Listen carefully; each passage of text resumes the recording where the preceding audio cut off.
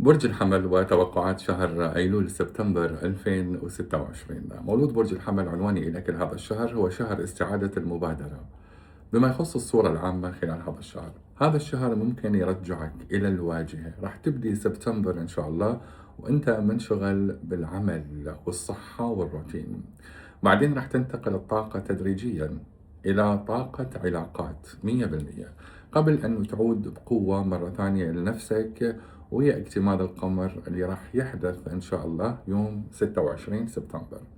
ممكن تحس أنه أنت تريد أنه تستمر، أنه أنت تريد ترجع لدور قديم أو علاقة غير متوازنة ممكن تنهيها خلال اكتمال قمر سبتمبر يوم 26.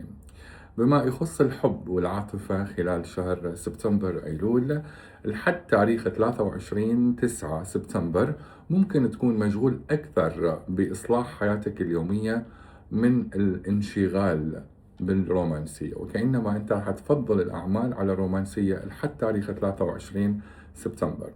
بعد دخول الشمس للميزان إن شاء الله هنا راح تصير الشمس مواجهة إلى برجك، راح تصير الشراكات هي الأولوية. الشمس راح تكون بالبيت السابع بالنسبة لك يا حمل. هنا للعزاب ممكن يظهر تعارف من خلال العمل أو من خلال محيطك الاجتماعي. أما المرتبطين والمتزوجين أنه لا تأجلون حوارات ضرورية خلال الفترة.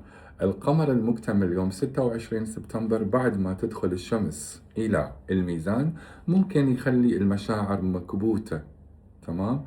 المشاعر المكبوتة ممكن يخليها مشاعر واضحة وواضحة جدا، مو أي مشاعر، فممكن تبين انه انت فعلا دا تعشق ودا تحب. هذا من بعد اكيد اكتمال القمر ب 25 سبتمبر، يعني فترة ال 25 سبتمبر. اما بما يخص العمل والمال، القمر الجديد راح يكون بالعذراء يوم 11 سبتمبر. تمام؟ هذا مناسب حتى نعيد تنظيم الجدول، حتى نحسن طريقة العمل، حتى نبدي بمشروع جديد. هاي 11/9.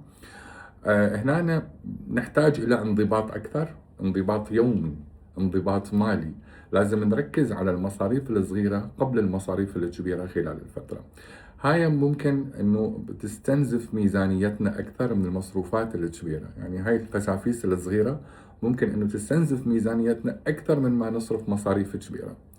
بما يخص الصحة والطاقة خلال شهر سبتمبر شهر 9، طاقة الشهر شوية متذبذبة يا حمل. ممكن تبدي عملية منظمة وبعدين ممكن تصير هاي العملية عاطفية أكثر، مندفع أكثر بنهاية شهر سبتمبر.